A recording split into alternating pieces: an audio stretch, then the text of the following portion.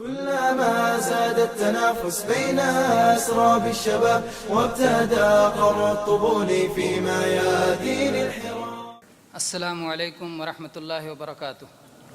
الحمد لله رب العالمين والصلاة والسلام على سيد المرسلين وعلى آله الطيبين الطاهرين وعلى أصحابه الغر الميامين ومن تبعهم بإحسان إلى يوم الدين. اما بعد. صدر محترم، باوقار علماء کرام، کارکنان و ذمہ داران و رضاکاران اور حق و ہدایت کے متلاشی اور انحراف اور کج فکری سے دور و نفور میرے غیرت مند مسلمان بھائیوں، آج کے درس میں انشاءاللہ تعالی میں آپ کو دو باتیں سمجھانے کی کوشش کروں گا۔ عنوان آپ نے سنا، فکری انحراف سے حفاظت۔ فکری انحراف کیا ہے اور اس سے حفاظت کیسے ہو سکتی ہے؟ دوسرا نقطہ اہم ہے۔ انحراف آپ انشاءاللہ سب جانتے ہوں گے۔ اللہ تبارک و تعالیٰ نے قرآن مجید میں فرمایا ہے وَأَنَّ هَذَا صِرَاطِي مُسْتَقِيمًا فَاتَّبِعُوهُ وَلَا تَتَّبِعُوا السُّبُلَ، یہ میری سیدھی راہ ہے، اسی راہ پہ چلتے جاؤ۔ اللہ تک پہنچنا ہے، اللہ کی جنت تک پہنچنا ہے، سیدھی راہ پہ چلتے جاؤ، پہنچ جاؤ گے۔ وَلَا تَتَّبِعُوا السُّبُلَ، اور دوسرے راستوں کی طرف نہ جاؤ، جو راستے دائیں لے جاتے ہوں، جو راستے بائیں لے جاتے ہوں، یہ انحراف والے راستے ہیں۔ تو جو راستہ سیدھا ہے، صراط مستقیم، اور جب اس کے دائیں بائیں گئے تو آپ منحرف ہو گئے۔ صراط مستقیم پہ قائم ہیں تو مستقیم، صراط مستقیم سے ہٹ گئے تو منحرف۔ انحراف ایک عملی ہوتا ہے، انحراف کے معنی ہٹنا۔ انحراف ایک عملی ہوتا ہے اور ایک فکری ہوتا ہے۔ عملی یہ ہے کہ عمل کے اعتبار سے انسان ہٹ جائے، اور فکری یہ ہے کہ سوچ اور ذہن کے حساب سے، فکر کے اعتبار سے ہٹ جائے۔ اور ظاہر بات ہے عملی انحراف نتیجہ ہے فکری انحراف کا۔ جس کی سوچ غلط ہو جائے گی وہ ہٹ جائے گا سیدھی راہ سے، یا تو وہ صحیح راہ کو پہچانتا نہ ہو یا پہچاننے کے باوجود چلنا نہ چاہتا ہو۔ اور انہی تینوں کا ذکر اللہ تعالیٰ نے سورہ فاتحہ میں کیا ہے۔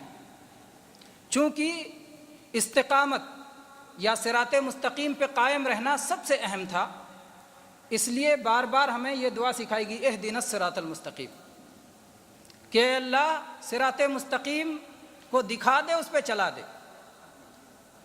اور انعام یافتہ لوگوں کی راہ، اور اس سے جو ہٹ گئے یا تو ضلالت میں پڑ گئے یا اللہ کے غضب کا شکار ہو گئے۔ میرے بھائیوں، انحراف چاہے غلو کا ہو، چاہے تقصیر کا ہو، چاہے حد سے آگے بڑھانے کا ہو، چاہے حد سے گھٹانے کا ہو، جب تک آپ سیدھی راہ پہ ہیں قابل تعریف ہیں۔ جب سیدھی راہ سے چاہے اس جانب چلے گئے چاہے اس جانب چلے گئے، قابل مذمت ہو گئے۔ چاہے وہ انحراف اولیاء کرام کو، نبی کریم صلی اللہ علیہ وسلم کے آل بیت کو، ان کی محبت کے معاملے میں ہو۔ محبت برحق ہے، اولیاء کرام سے محبت، آل بیت سے محبت، صحابہ کرام سے محبت، یہ برحق ہے۔ اگر کوئی شخص دشمنی پہ آ گیا، ان کی مخالفت پہ آ گیا، ان کی برائی اور توہین و تنقیص پہ آ گیا، انحراف میں چلا گیا۔ اور کسی شخص نے ان کا درجہ اتنا بڑھا دیا کہ ان کو معبود بنا لیا، ان کی قبروں پہ وہ ساری حرکتیں کرنا شروع کر دی جو حرکتیں اللہ کا حق تھا، تو انحراف میں چلا گیا۔ تو یہ بھی انحراف کہ ان کی توہین و تنقیص کی جائے، اور یہ بھی انحراف کہ انہیں رب بنا لیا جائے۔ تو یہ انحراف بھی اسلام میں قابل قبول نہیں ہے، چاہے یہ انحراف فساد کا ہو، امر بالمعروف کے نام پر، بھلائی کا حکم دینے کے نام پر، برائی سے روکنے کے نام پر اگر تکفیر شروع کر دیا گیا اور مسلمانوں کو کافر کہنا شروع کر دیا گیا کہ یہ نیکی فلاں نہیں کر رہا اس لیے کافر، اس برائی سے فلاں نہیں بچ رہا اس لیے کافر، امر بالمعروف برحق، نہی عن المنکر برحق، اس کو چھوڑ دینا کوتاہی، اور اس کے کرنے کے نام پر خروج اور تکفیر اور بغاوت، یہ انحراف۔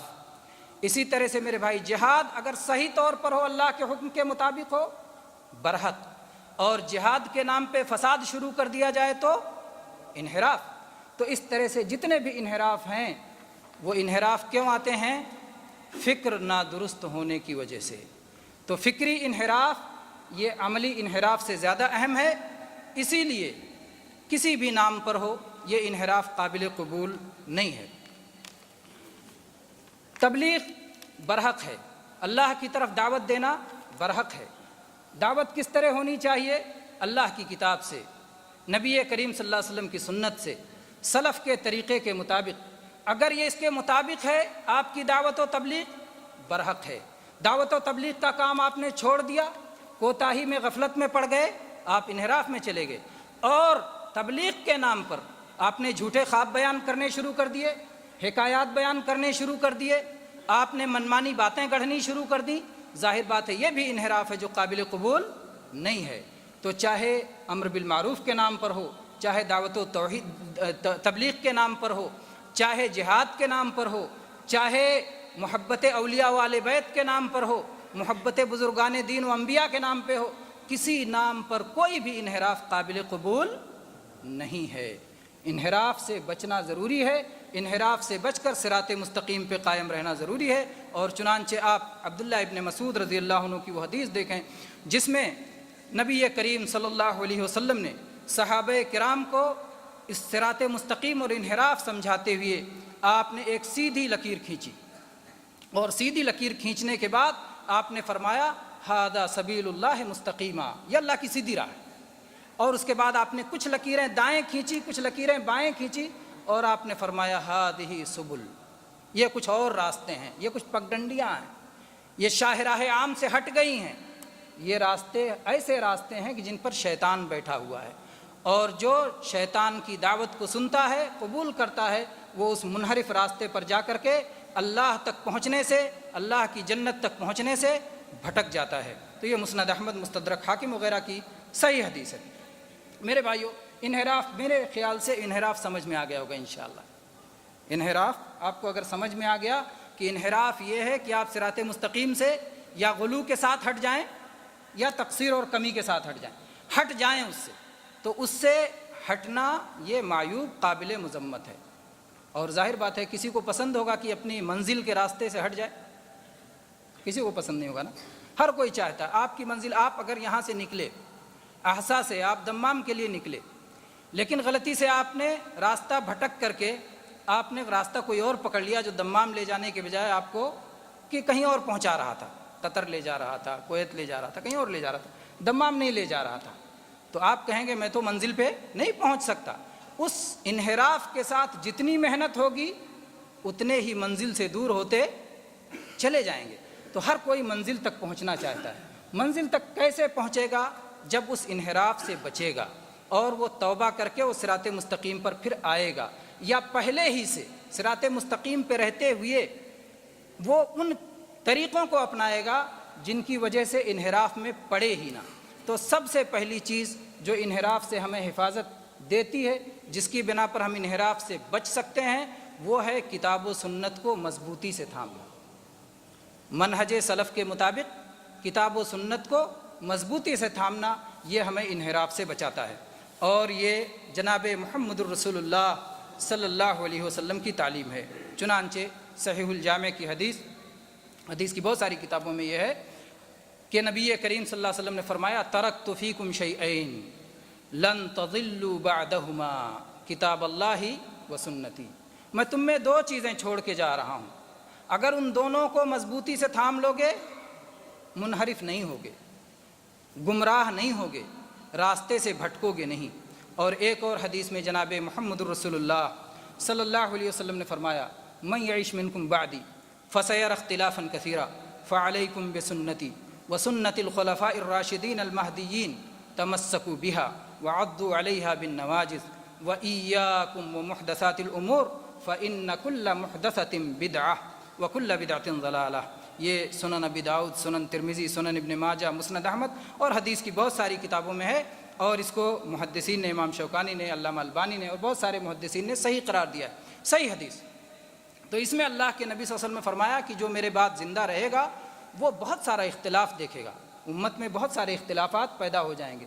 اس موقع پر اگر آپ صراط مستقیم پہ قائم رہنا چاہتے ہو تو میری سنت کو اور میرے خلفائے راشدین کی سنت کو جو کہ ہدایت یافتہ ہیں ان پر مضبوطی سے جمے رہنا، اس پر قائم رہنا، اس سے ہٹنا نہیں، اور نئی نئی ایجاد ہونے والی چیزوں سے اپنے آپ کو بچانا، اس لیے کہ ہر دین کے نام پر ایجاد کی ہوئی نئی چیز بدعت ہے، اور ہر بدعت گمراہی ہے، انسان کو صحیح راستے سے بھٹکا دیتی ہے۔ میرے بھائیوں، پھر قرآن و سنت کا دعویٰ ہر کوئی کرتا ہے کہ میں نے قرآن و سنت، میری بھی دلیل قرآن و سنت ہے، کتاب و سنت ہے۔ کتاب و سنت کو اس طرح سمجھنا ہے جس طرح صحابہ کرام نے سمجھا، جس طرح سلف صالحین نے سمجھا۔ یہ ضمانت ہے کہ آپ صحیح راستے پر ہیں۔ اگر صحابہ کا راستہ چھوڑ کر کے، سلف صالحین کا راستہ چھوڑ کر کے ہم نے منمانی سمجھنا شروع کر دیا تو وہ قابل قبول نہیں ہوگا۔ اس کی کیا دلیل ہے؟ اس کی دلیل قرآن مجید کی آیت سورہ بقرہ میں اللہ تبارک و تعالیٰ نے فرمایا، وہ سورہ بقرہ کہ جس کی تلاوت ہو تو شیطان نہیں آتا گھر میں، اس میں ہدایت کا طریقہ بتایا گیا۔ سورہ بقرہ کی تلاوت سے شیطان بھاگتا ہے، اس لیے کہ سورہ بقرہ انسان کو نفاق سے بچاتا ہے، سورہ بقرہ انسان کو کفر سے بچاتا ہے، سورہ بقرہ انسان کو سلف کا راستہ چھوڑنے سے بچاتا ہے۔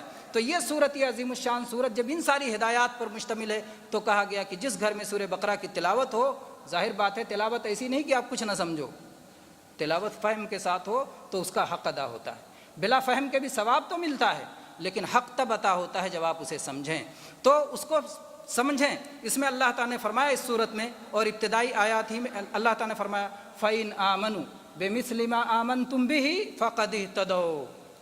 اگر باقی لوگ بھی ایمان لاتے ہیں اسی طرح جیسے صحابہ ایمان لائے تو وہ بھی ہدایت کا راستہ پاتے ہیں۔ اور اگر وَإِن تَوَلَّوْا فَإِنَّمَا هُمْ فِي شِقَاقٍ، اور اگر وہ صحابہ کا راستہ چھوڑ دیتے ہیں، اس سے منہ موڑ لیتے ہیں، اس سے اعراض کرتے ہیں، تو پھر وہ اختلاف اور بدبختی میں چلے جاتے ہیں۔ تو اگر ہم صریح اختلاف سے بچنا چاہتے ہیں، صحیح راستے پر قائم ہونا چاہتے ہیں، تو ہمیں صحابہ کرام جو کہ سلف میں سب سے پہلے ہیں، اول نمبر پہ صحابہ کرام، سلف جو دین و ایمان کے ساتھ ہم سے پہلے گزر گئے، اس میں سب سے پہلے نمبر پہ صحابہ کرام آتے ہیں، اور اس کے بعد میں جو لوگ خلوص کے ساتھ، اخلاص کے ساتھ، اچھے انداز میں، بہتر انداز میں ان کے راستے پہ چلتے ہیں، سب سلف میں داخل ہیں۔ اسی طرح سے اللہ تبارک و تعالیٰ نے قرآن مجید کی ایک اور آیت میں ارشاد فرمایا وَمَن يُشَاقِقِ الرَّسُولَ مِن بَعْدِ مَا تَبَيَّنَ لَهُ الْهُدَى وَيَتَّبِعْ غَيْرَ سَبِيلِ الْمُؤْمِنِينَ نُوَلِّهِ مَا تَوَلَّى وَنُصْلِهِ جَهَنَّمَ وَسَاءَتْ مَصِيرًا، کہ جو لوگ رسول اللہ صلی اللہ علیہ وسلم سے اختلاف کریں حق کو واضح ہو جانے کے بعد اور ایمان والوں کا راستہ چھوڑ دیں، تو ایسے لوگوں کو اللہ تعالیٰ کہتا ہے کہ وہ جہاں جائیں گے ہم انہیں جانے کے لیے چھوڑ دیں گے، اور ان کا ٹھکانہ ہم جہنم بنا دیں گے، اور بدترین ٹھکانہ ہے۔ اللہ کے نبی صلی اللہ علیہ وسلم کی شریعت آپ کے سامنے واضح ہو گئی، صحابہ کا راستہ آپ کے سامنے واضح ہو گیا، ایمان والوں کا راستہ آپ کے سامنے واضح ہو گیا، اور اس کے بعد آپ اس سے ہٹ کر کے اپنی راہ بناتے ہیں، تو آپ نے گویا خود اپنے لیے انحراف کو پسند کیا۔ جب آپ خود ہلاکت کو پسند کر رہے ہیں تو آپ کے لیے وہی مقدر ہوگا جو آپ پسند کر رہے ہیں، اور اسی میں آپ آگے بڑھتے چلے جائیں گے۔ اسی طرح سے اللہ تبارک و تعالیٰ نے قرآن مجید کی ایک اور آیت میں ارشاد فرمایا والسابقون الاولون من المہاجرین والانصار والذین اتبعوہم بإحسان رضی اللہ عنہم ورضوا عنہ وأعد لهم جنات تجری تحت الانہار خالدین فیہا ابدا ذالک الفوز العظیم، کہ وہ سابق اور مقدم صحابہ کرام چاہے مہاجرین میں سے ہوں چاہے انصار میں سے ہوں، اور جو لوگ ان کی پیروی کرتے ہیں اخلاص کے ساتھ، اللہ تبارک و تعالیٰ نے ان سے اپنی رضا کا اعلان کیا کہ وہ اللہ سے راضی اور اللہ ان سے راضی، اور اللہ نے ان کے لیے ایسی جنتیں تیار کر رکھی ہیں جس کے نیچے سے نہریں جاری ہوں گی۔ تو میرے بھائیوں، ان آیات کی روشنی میں یہ بات خوب واضح ہو جاتی ہے کہ صحابہ کرام کے فہم کے مطابق، ان کی سمجھ کے مطابق ہمیں قرآن مجید کو اور احادیث کو سمجھنا ہے۔ ہم قرآن و حدیث کو اپنی طرف سے سمجھ کر کے اپنے فہم کو استعمال جب کرنے لگیں گے، صحابہ کا طریقہ چھوڑ دیں گے، سلف کا طریقہ چھوڑ دیں گے، تو گمراہی میں پڑ جائیں گے، انحراف کا شکار ہو جائیں گے۔ تو انحراف سے بچنے کی سب سے پہلی چیز، انحراف سے بچانے والی، انحراف سے حفاظت کرنے والی سب سے پہلی چیز کیا ہے؟ وہ ہے قرآن مجید کو مضبوطی سے تھامنا، صحابہ کرام اور سلف کے فہم کے مطابق۔ دوسری چیز جو ہمیں انحراف سے بچاتی ہے وہ ہے علماء سے وابستگی اور تعلق۔ جب آپ علماء سے جڑے رہیں گے تو جہاں بھی شیطان آپ کے دل میں کوئی وسوسہ ڈالے گا، کوئی شبہہ پیدا کرے گا، قرآن کی کسی آیت کو آپ غلط طور پہ سمجھیں گے، کسی حدیث کو آپ غلط طور پہ سمجھیں گے، تو علماء آپ کو سمجھا دیں گے کہ آپ نے جو سمجھا ہے وہ غلط سمجھا ہے، صحیح اس طرح ہے۔ تو علماء سے تعلق یہ آپ کو انحراف سے بچانے کی ضمانت ہے، اور یہ اللہ تعالیٰ کی بات ہے۔ اللہ تعالیٰ نے فرمایا قرآن مجید میں، فَاسْأَلُوا أَهْلَ الذِّكْرِ إِن كُنتُمْ لَا تَعْلَمُونَ، علم والوں سے پوچھ لو اگر تمہیں علم نہیں ہے، اگر تمہیں معلوم نہیں ہے، اگر تمہیں جانکاری نہیں ہے، اگر تم نہیں جانتے تو کس سے پوچھو؟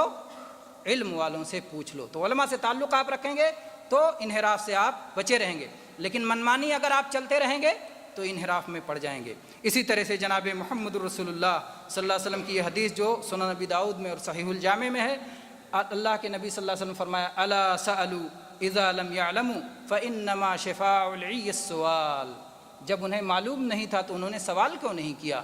اس لیے کہ بیمار کا علاج سوال کرنے میں ہے، نادانی کی بیماری کا علاج سوال کرنے میں ہے۔ تو سوال کرتے تو وہ ہدایت پہ آ جاتے اور گمراہی سے بچ جاتے۔ اس سلسلے میں ایک واقعہ لیتا ہوں آپ کے سامنے، عبداللہ ابن عباس رضی اللہ عنہ کا واقعہ۔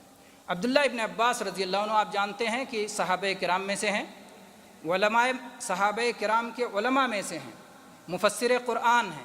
نبی کریم صلی اللہ علیہ وسلم نے ان کے لیے دعا دی تھی، اللہم علمہ التاویل وفقہہ فی الدین۔ تو یہ صحابی ہیں، اور ان صحابی کے ساتھ کیا ہوا؟ آپ علی رضی اللہ عنہ کے بارے میں جانتے ہیں کہ علی رضی اللہ عنہ کے لشکر میں سے ایک لشکر خوارج باغی ہو کر کے نکل گیا، اور اس نے علی رضی اللہ عنہ پر بعض الزامات لگائے، اور اس کی بنا پر ان لوگوں نے کہنا شروع کیا کہ علی رضی اللہ عنہ کافر ہو چکے ہیں، اور ان کے ساتھ میں جو لوگ ہیں سب کافر ہو چکے ہیں۔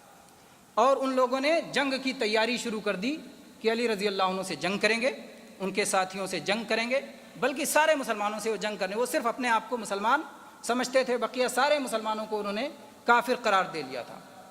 ایک دن عبداللہ ابن عباس رضی اللہ عنہ سیدنا علی رضی اللہ عنہ کے پاس پہنچے اور ان سے کہا کہ میں چاہتا ہوں کہ میں ان لوگوں کے پاس جاؤں اور ان لوگوں سے گفتگو کروں، انہیں سمجھانے کی کوشش کروں، شاید وہ راہ راست پہ آ جائیں۔ علی رضی اللہ عنہ نے کہا، مت جائیے، مجھے خطرہ ہے کہیں آپ کو نقصان نہ پہنچائیں۔ عبداللہ ابن عباس رضی اللہ عنہ نے اللہ پر توکل کرتے ہوئے کہا، انشاءاللہ ایسا نہیں ہوگا، وہ مجھے نقصان نہیں پہنچائیں گے۔ عبداللہ ابن عباس رضی اللہ عنہ گئے، خوبصورت یمنی جوڑا زیب تن کیا، بہترین لباس پہن کر کے، عمدہ اور قیمتی لباس پہن کر کے ان کے پاس گئے، کیونکہ وہ لوگ عمدہ اور قیمتی لباس کو بھی گناہ کا حصہ سمجھتے تھے۔ تو یہ سمجھانے کے لیے کہ یہ بھی نبی کریم صلی اللہ علیہ وسلم کی سنت ہے، اللہ کے نبی کریم صلی اللہ علیہ وسلم نے بھی ایسا پہنا ہے۔ وہ جب پہنچے اور پہنچتے ہی ان لوگوں نے اعتراض کیا کہ اب ابن عباس یہ کیا، اتنا قیمتی جوڑا پہن کے آئے ہو؟ تو انہوں نے کہا، اگر میں نے پہنا تو کیا ہوا، جناب محمد رسول اللہ صلی اللہ علیہ وسلم پہنتے تھے۔ تو پہلے پہنچتے پہلی شکست تو ان کی وہیں ہو گئی، پہلے جملے میں، کہ تم لوگ پورا دین نہیں جانتے ہو اور دین کی منمانی تفسیر کر کے بیٹھے ہو، اور علی رضی اللہ عنہ کو اور ان کے ساتھیوں کو تم نے کافر قرار دے لیا ہے، جبکہ تم رسول اللہ صلی اللہ علیہ وسلم کے بارے میں بھی، آپ کے لباس کے بارے میں بھی نہیں جانتے کہ آپ کیا پہنتے تھے اور کیا نہیں پہنتے تھے۔ تو پھر عبداللہ ابن عباس رضی اللہ عنہ نے ان سے پوچھا کہ تمہارا اعتراض کیا ہے، اور اس کے بعد میں ان لوگوں نے اپنے ایک ایک اعتراضات بتانے شروع کیے۔ انہوں نے کہا کہ علی رضی اللہ عنہ نے اپنے اور معاویہ رضی اللہ عنہ کے جھگڑے میں کچھ انسانوں کو حکم بنا لیا جو وہ فیصلہ کریں گے۔ آپ یہ بتائیے، اللہ تعالیٰ نے قرآن پاک میں فرمایا ہے ان الحکم الا للہ، فیصلہ تو کرنے والا اللہ ہے، انہوں نے انسانوں کو فیصلہ کرنے والا کیوں بنا لیا؟ عبداللہ ابن عباس رضی اللہ عنہ نے کہا بس یہی اعتراض؟ کہا نہیں، ایک اور ہے۔ کہا وہ کیا اعتراض ہے؟ کہا دوسرا اعتراض یہ ہے کہ علی رضی اللہ عنہ نے جب صلح نامہ لکھنا شروع کیا تو اس پہ لکھا کہ امیر المؤمنین علی رضی اللہ عنہ کی طرف سے، یہ نہیں لکھا، امیر المؤمنین کاٹ دیا۔ تو کیا وہ امیر المؤمنین نہیں امیر الکافرین ہے؟ کیوں امیر المؤمنین کو کاٹ دیا انہوں نے، کیوں نہیں لکھا؟ یہ دوسرا اعتراض۔ اور اس کے بعد میں ان لوگوں نے ایک اعتراض اور کیا اور کہا کہ علی رضی اللہ عنہ نے جب جنگ کی تو پھر جنگ کے بعد قیدی کیوں نہیں بنایا، مال غنیمت کیوں نہیں لوٹا؟ جب جنگ کیا تھا تو ظاہر بات ہے کافروں سے جنگ تھی تو مال غنیمت بھی لوٹنا چاہیے، قیدی بھی بنانا چاہیے۔ تو اس موقع پر عبداللہ ابن عباس رضی اللہ عنہ کہا اب سارے اعتراضات ختم ہو گئے؟ کہا ہاں سارے اعتراض، یہی اتنے اعتراض ہیں ہمارے پاس۔ تو پھر ایک ایک اعتراض کا جواب دیا عبداللہ ابن عباس رضی اللہ عنہ۔ کہا کہ جہاں تک یہ مسئلہ ہے کہ علی رضی اللہ عنہ نے حکم بنایا تو اللہ تعالیٰ نے قرآن مجید میں انسانوں کو حکم بنانے کے بارے میں فرمایا ہے۔ اللہ تعالیٰ نے کہا ہے کہ اگر میاں بیوی میں جھگڑا ہو جائے تو شوہر کے خاندان کے کچھ لوگوں کو لے آؤ، بیوی کے خاندان کے کچھ لوگوں کو لے آؤ، اگر وہ لوگ صلح چاہتے ہیں تو اللہ تعالیٰ کوئی راستہ پیدا کر دے گا۔ تو میاں بیوی کے جھگڑے میں کچھ انسانوں کو فیصلہ کرنے والا بنایا جا سکتا ہے، تو امت کا خون بچانے کے لیے، امت کے جانوں کی حفاظت کے لیے انسانوں کو کیوں نہیں فیصلہ کرنے والا بنایا جا سکتا؟ تو بہت سارے لوگوں کو بات سمجھ میں آ گئی، انہوں نے توبہ کر لیا۔ پھر اس کے بعد کہا تم نے کہا امیر المومنین کیوں کاٹ دیا؟ تو کہا جناب محمد رسول اللہ صلی اللہ علیہ وسلم نے صلح حدیبیہ کے موقع پر جب آپ نے صلح لکھوانا شروع کیا، علی رضی اللہ عنہ ہی لکھ رہے تھے کہ یہ محمد الرسول اللہ صلی اللہ علیہ وسلم اور قریش کے درمیان معاہدہ ہے، تو انہوں نے کہا اگر آپ کو ہم اللہ کا رسول مانتے تو آپ سے جنگ ہی نہیں کرتے، آپ لکھیے عبداللہ کے بیٹے محمد اور قریش کے درمیان میں صلح ہو رہا ہے۔ اللہ کے نبی صلی اللہ علیہ وسلم نے کاٹ دیا، محمد الرسول اللہ کاٹ دیا، تو کیا آپ رسول نہیں بچے؟ تو انہی کی سنت پہ علی رضی اللہ عنہ۔ تو یہ دوسرا اعتراض بھی ختم ہو گیا۔ اور اس کے بعد پھر تیسرا اعتراض جو ان لوگوں نے کیا کہ کیوں نہیں تم نے قیدی بنایا؟ کہا آپ جانتے ہو مقابلے میں آپ کے سامنے عائشہ رضی اللہ عنہ بھی تھی جو جناب محمد الرسول اللہ صلی اللہ علیہ وسلم کی زوجہ مطہرہ ہیں، جنت میں بھی اللہ کے نبی صلی اللہ علیہ وسلم کی زوجہ ہوں گی، تم ان کو قیدی بناؤ گے، تم ان کو لونڈی بناؤ گے؟ اگر تم نے رسول اللہ صلی اللہ علیہ وسلم کی بیوی ہونے کا انکار کر دیا تو کافر ہو جاؤ گے، اور اگر تم نے ان کو قیدی بنایا، لونڈی بنایا تو بھی تم کافر ہو جاؤ گے، تم یہ حرکت کرو گے؟ تو ان لوگوں کو بات سمجھ میں آ گئی اور لگ بھگ 2000 لوگوں نے توبہ کر لیا۔